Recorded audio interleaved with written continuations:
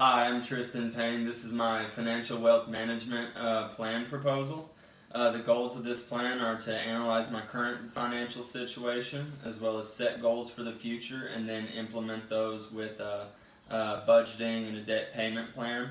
So just going over my current financial status right now, my liabilities and debt almost outweigh my assets by twofold.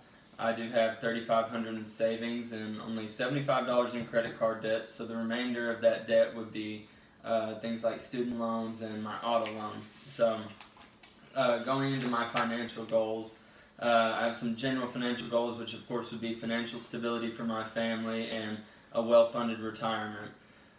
Those are very important to me, but they're kind of generalized, so I get more specific later in this plan.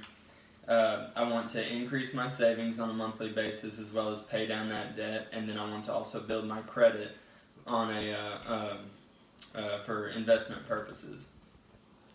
So what I've done is I've created a monthly budget and then the debt elimination plan. The debt elimination plan is over the course of 3 years, which later on in that plan that mostly consists of paying off the auto loan. My auto loan has 28 more months till maturity, and I don't plan on making any additional payments on the principal at this time. Just go ahead and keep that on schedule. I do plan on using some of my savings to pay off my $75 in credit card debt, as well as saving over the next 6 months to pay off my student loan, which wouldn't bear any interest until November 2018.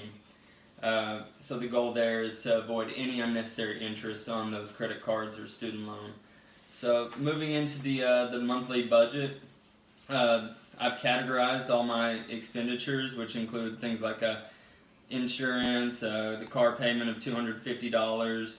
I have some entertainment expenses in there, as well as food and groceries, and Wi-Fi and utility costs. So all in all, after all those costs are incurred every month, I have about $835 left over, which would go into my savings and a portion of that to the debt payment plan. But more importantly, I've set aside 8% of that to go towards retirement, which is a low conservative amount, but that's expected to it's only about $206 per month, but that's expected to increase along with my income after I graduate. So I do expect to increase my income in the short term, which would require me to update this financial plan and maybe change some of the strategy behind it. So that's why it's important to measure and keep track of the progress I'm making with this plan, update my budget consistently,